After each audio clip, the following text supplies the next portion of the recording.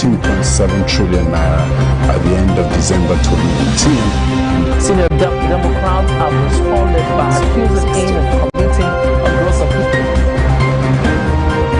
The All Progressives Congress has vowed to punish the Ogun State Governor, Ibikule Amosu.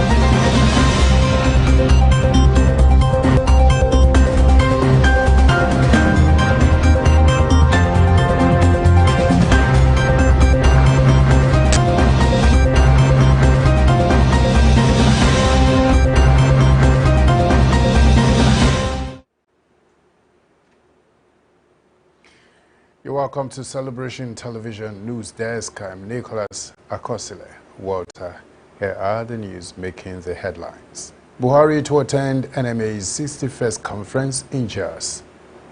Charles Idris Deby re-elected amid rebel offensive. Former U.S. Vice President Walter Mondale dies, age 93. UK considers new digital currency Bitcoin. FIFA President Infantino to give verdict on Super League. Please stay with us as we'll bring you details of that news after this very short break.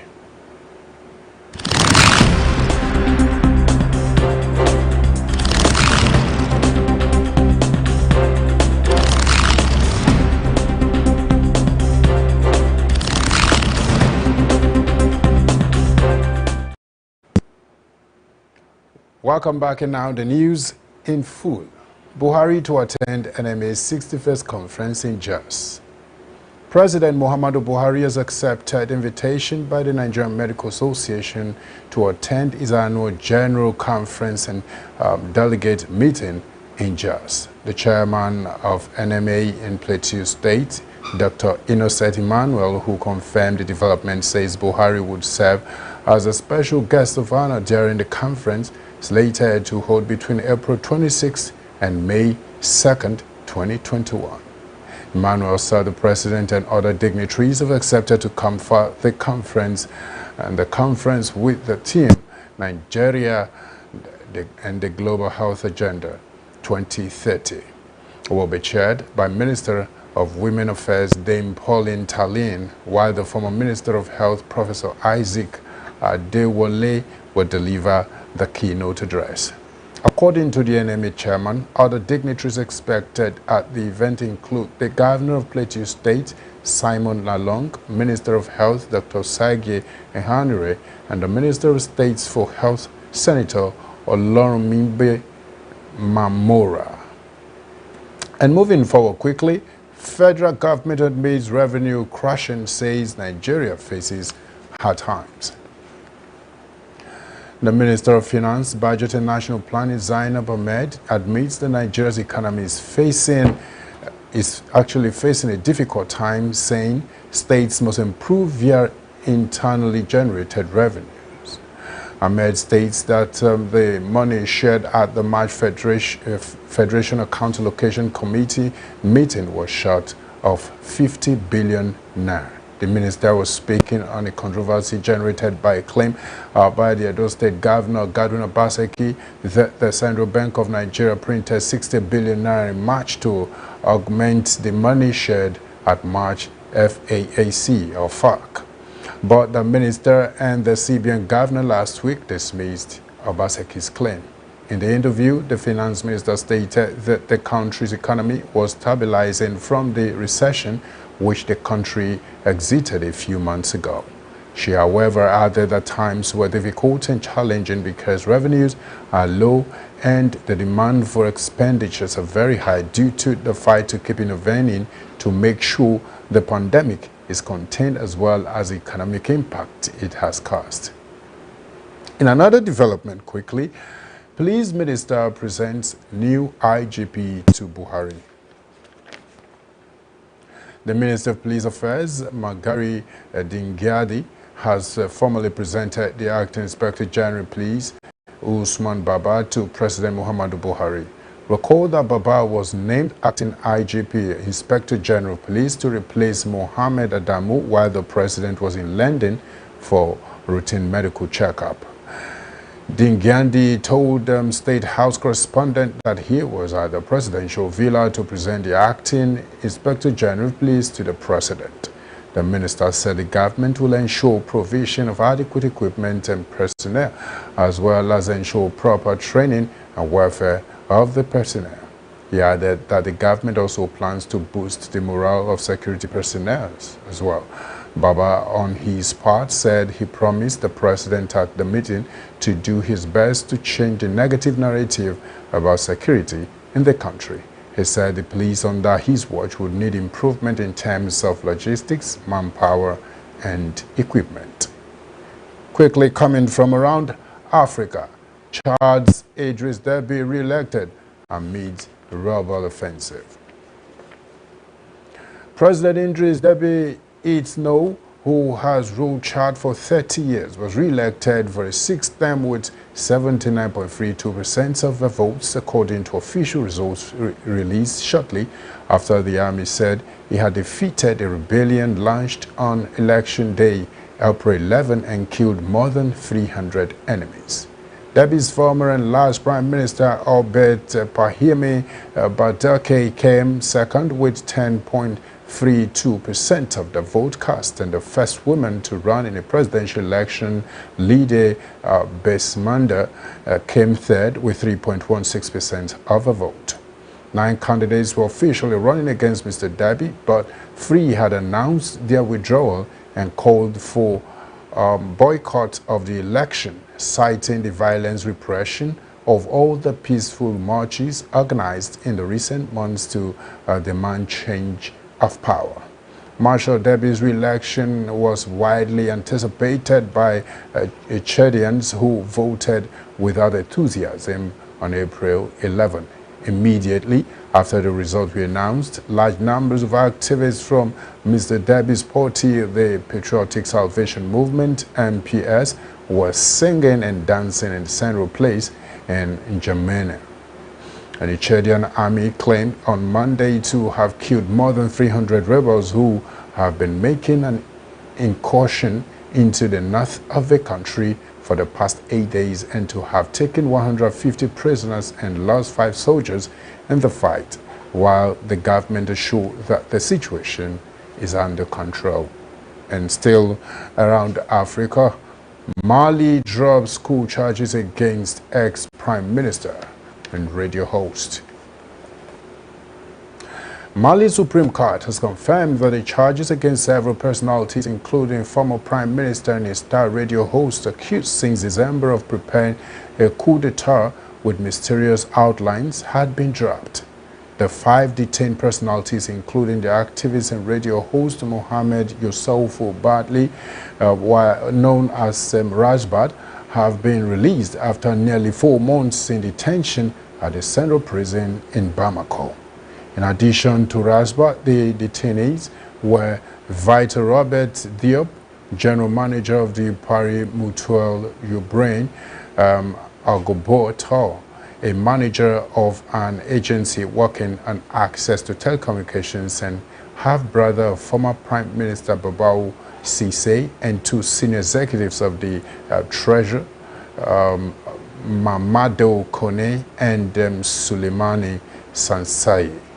The 6th person of concern in the case was Babou Cissé, the last head of Ibrahim Boubacar Keita's government before he was overthrown by the military in August 2020. We'll go on a very short break. We'll come back, we'll bring you updates from the United States of America. Don't go anywhere.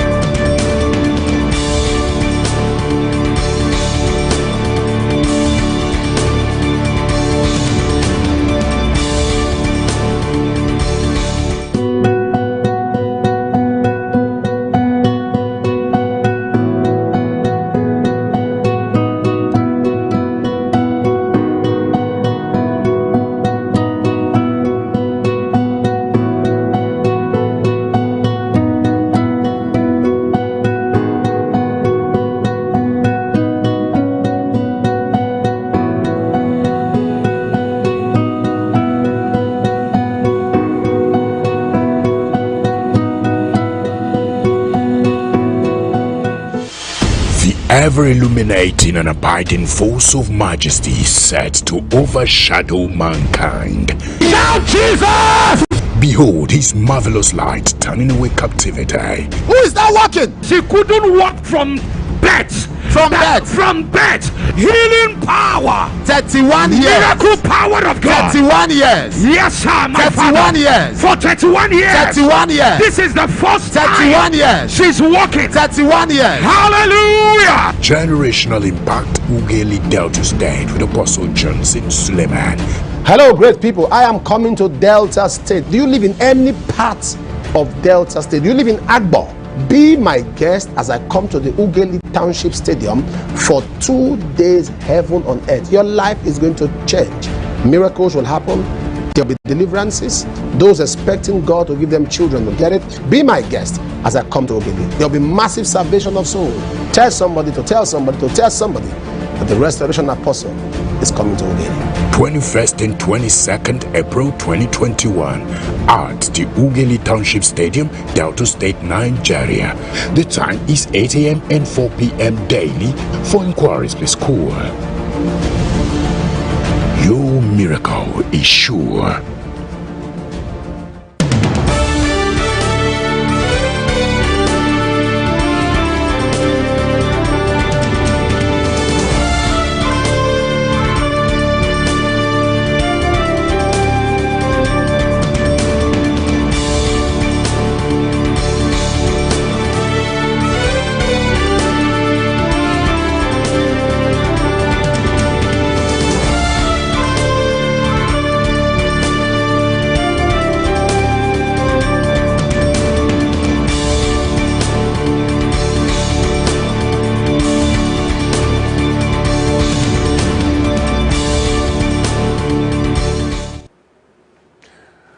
Welcome back, and updates reaching us from the United States of America. Former U.S. Vice President Walter Mondale dies aged 93. The former United States Vice President Walter Mondale, who served under Jimmy Carter from 1977 to 1981, died at the age of 93. Our foreign correspondent has the details.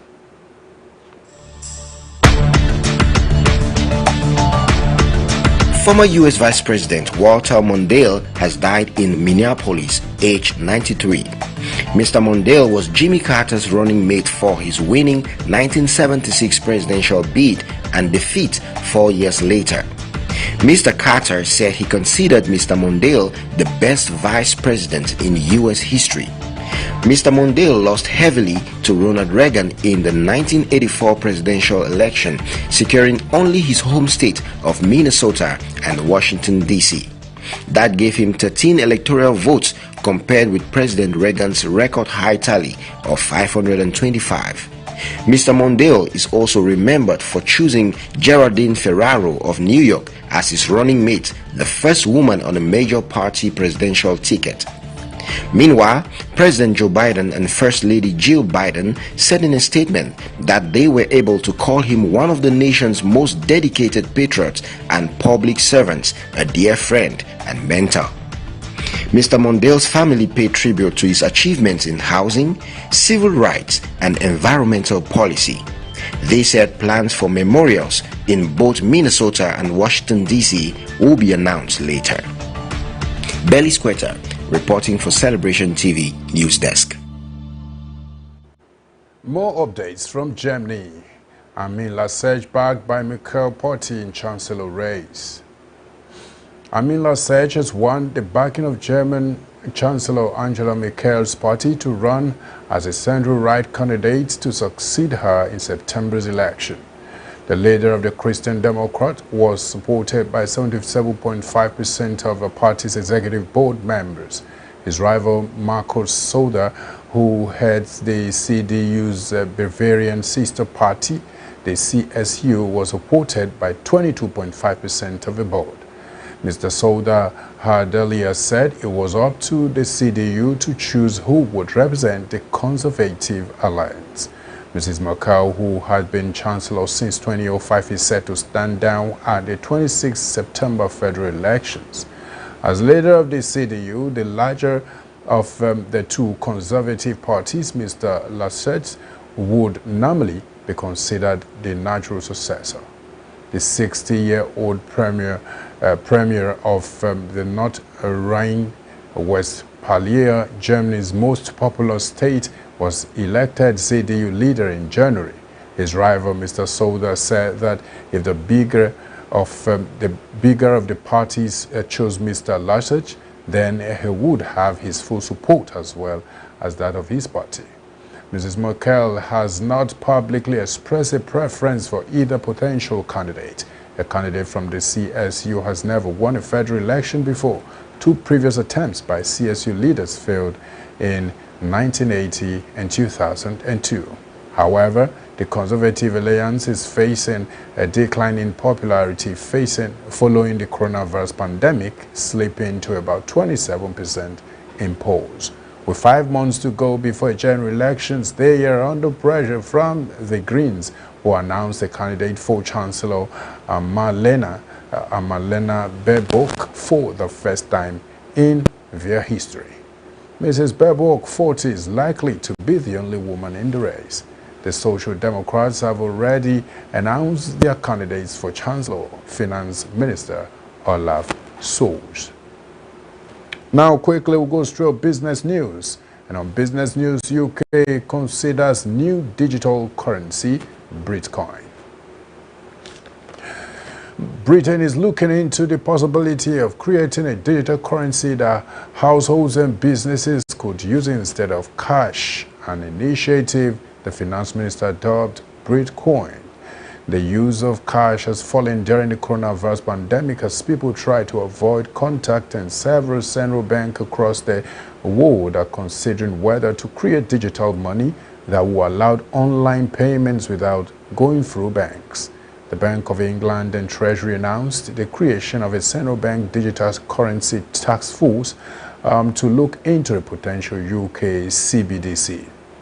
A CBDC will be a new form of digital money issued by the Bank of England and for use by households and businesses, the central bank said in a statement. It added that it would exist alongside cash and bank deposits rather than replacing them, unlike with cryptocurrencies, which are out of the reach of state entities since they are issued in a decentralized and encrypted system. Central banks would have control over digital money. China is trying out its own digital currency in a pilot program, while European Central Bank will decide this summer whether to move towards creating a digital euro. The Bank of England said the CBDC task force will use a forum to look at the practical challenges of designing, implementing, and operating a CBDC. It will also consider the data and privacy implications of a digital currency. And still on business news, no petrol price increase in May, says NNPC. The Group Managing Director of the Nigerian National Petroleum Corporation, Mele Kyari, announced that there would be no increase in the ex-depot price of premium motor spirit, popularly called petrol, in May. NNPC has maintained an ex-depot price of 148 naira per litre since February, despite a hike in the actual cost of the commodity, hence incurring subsidy of over 120 billion naira monthly. Ex-depot price is the cost of petrol as depots from where filling stations purchase the commodity before dispensing to final consumers. NNPC is the sole importer of petrol into Nigeria for more than 3 years now. Kyari also announced the petroleum tanker drivers and suspended their proposed strike after the intervention of NNPC in the impasse between the PTD and the National Association of Road Transport Owners. In March, the NNPC said it would maintain its ex-depot price for petrol until the conclusion of ongoing engagement with the organized labor and other stakeholders. It was gathered that the engagement with labor and petrol price had yet to be resolved, hence the continued maintenance of the current ex-depot price despite fluctuations in global oil prices. We'll go on a very short break. When we come back, we'll bring you sport news. Please don't go anywhere. Stay with us.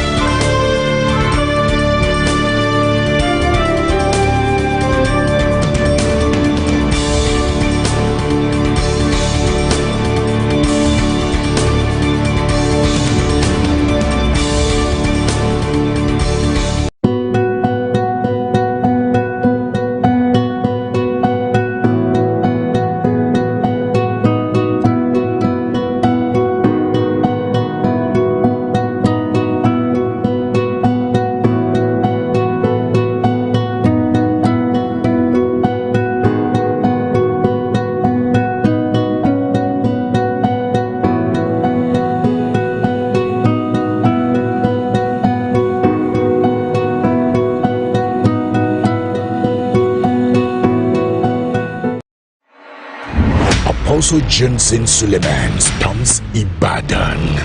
Do you live in Ogun State? Do you live in Ondo State? Do you live in Osun? Do you live in Lagos? Be my guest as I come to Oyo State, Ibadan. Make a move that will propel your generation. You've carried so much load, but God says He has come to help you. Who is Victor? Your first son. Miracle jobs will begin to locate your children. There's going to be a mighty move of the Holy Spirit. I'm coming with my wife. Who is this woman walking? There is a miracle here. Tell me. For 18 years, this woman could not walk except with the aid. She could not walk without the crutches. Not walk without a crutch. Come, let her walk now. Yes. Walk now. Walk now. So many miracles happening here. Look at another crutches again inside the crowd. It's a time of refreshing and revamping. Join me for Impact 2021. Ibadan, Oyo State. Generational Impact Ibadan 2021. Date 27th and 28th April 2021 by 7 a.m. and 3 p.m. daily GMT+1. Venue Indoor Sport Hall, Liberty Stadium, Ibadan, Oyo State, Nigeria. For inquiries, please call. Your time has come.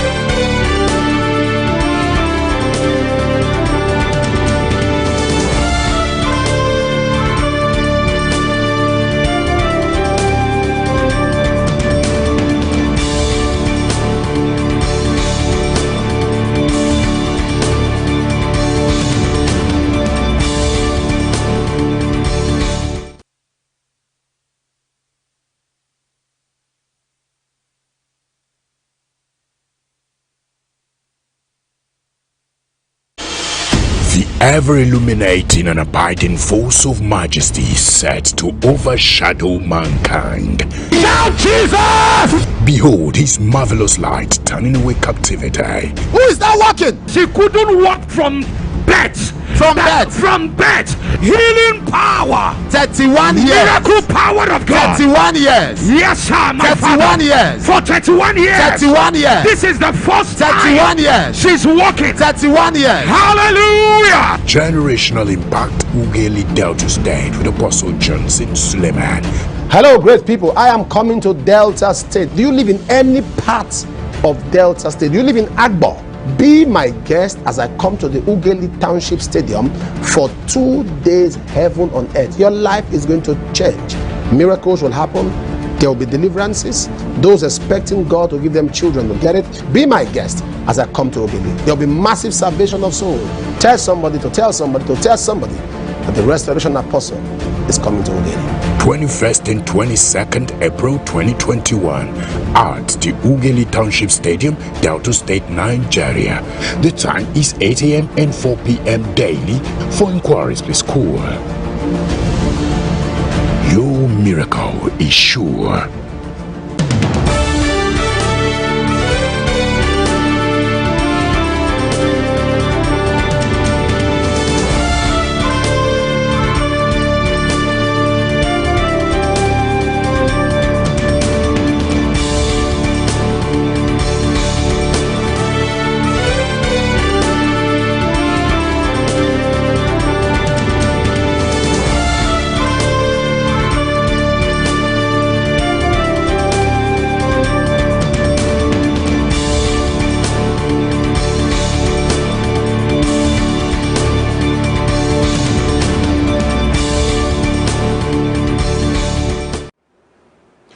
We apologize for that in transmission, and now on sports news. Infantino to give verdict on Super League. FIFA President Gianni Infantino is expected to deliver his verdict on the European Super League today after the widely condemned breakaway competition triggered threats of legal action and punitive measures. European body UEFA will look to support from the World Football Chief at his Congress in Switzerland as it attempts to quash an initiative that threatens its Peace Champions League and the health of domestic competitions such as England's Premier League. 12 powerful clubs, 6 from England and 3 each from Spain and Italy, have signed up for the Super League, which offers guaranteed sports for its founding members and billions of dollars in payments. Currently, clubs have to qualify for the Champions League each year through their national competitions and face a lengthy group phase before reaching the high-profile latter stage. The plan prompted furious reactions from fans and officials, with UEFA President Alexander Koferin saying it was motivated by greediness, selfishness, and narcissism, and Liverpool coach Jurgen Klopp saying his closed nature was not right. And Liverpool, Arsenal, Chelsea, Manchester City, Manchester United, and Tottenham Hotspur are the English clubs involved, together with Barcelona, Atletico Madrid, and Real Madrid from Spain and Italy's Juventus, AC Milan and Inter Milan. 3 more clubs are expected to sign up, including at least 2 from France. Qatar-owned Paris Saint-Germain are a notable absentee, while Bayern Munich, the reigning European champions, have distanced themselves from the project. 5 more clubs will qualify annually for the 20-team midweek competition, where 2 groups of 10 will proceed to 2-legged quarter and semi-finals and 1 final, and the competition is due for launch as soon as is practicable. It constitutes a series threats of UEFA to UEFA, who together with the English, Spanish and Italian football authorities said the clubs could be banned from domestic and European competition. And the British government also said it was considering invoking competition law to block the breakaway. The world today's distance is likely to be crucial. In January, FIFA and the 6 global confederations warned that any club or player involved in a breakaway would be ineligible for FIFA competitions. Backed by finance company JP Morgan, the Super League is offering the founding clubs 3.5 billion euros for infrastructure investments and to offset pandemic costs. Quickly, straight to another sports news. Tottenham sacked Jose Mourinho after 17 months. The Portuguese replaced Mauricio Pochettino as sports manager in November 2019 and guided the club to 6th in Premier League last season. They are currently 7th, having picked up 2 points from their past 3 league games and were knocked out of a Europa League in March. Spurs faced Manchester City in the Carabao Cup final on the 25th of April. Tottenham were one of 6 Premier League clubs to announce they were joining a new European Super League, but it's not related to Mourinho's sacking. Mourinho's coaching staff of Joao Sacramento, Nuno Santos, Carlos Lalin, and Giovanni Serra have also been sacked. This season, Mourinho, who previously managed Manchester United, Chelsea, Real Madrid, Inter Milan, and Porto, suffered 10 league defeats in a single campaign for the first time in his managerial career. No Premier League side has lost more points from winning positions this season than Spurs, who have dropped 20. Mourinho's last game in charge was a 2-2 league draw at Everton. Former Spurs midfielder Ryan Mason, who has been working with the club's academy, will take first team training on Monday. And that has brought us to the end of the news on Celebration Television News Desk. In case you're just joining us, here's the news headline recap. Buhari to attend NMA's 61st conference in Jos. Charles Idris Deby re-elected amid rebel offensive. Former U.S. Vice President Walter Mondale dies aged 93. UK considers new digital currency Bitcoin. And FIFA President Infantino to give verdict on Super League. And quickly, we have photo of the day as boldly displayed right now, which simply depicts that we should be contented with what we have, because there are some people out there who doesn't even have the little we think we have. And you can drop your comment on our social media platform on Facebook, Celebration TV, Instagram, My Celebration TV, Twitter, My Celebration TV, YouTube, Celebration TV. Always remember that your positive contribution to the wellness of the society you find yourself or the organization you work defines your leadership line. As an individual who knows what to do and do without expecting to be pushed, has berged his ways to success. Be it known today that everything we do, think, feel, and believe either has a positive or negative effect on humanity and our national well-being. Be a part of nation building today. Thank you once more for staying with us on our news desk today.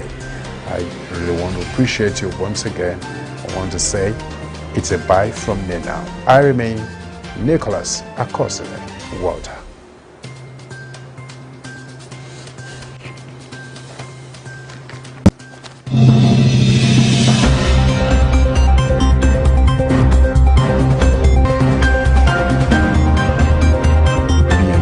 To 15.7 trillion naira at the end of December 2019. Senior Democrats have responded by accusing him of committing a gross offense.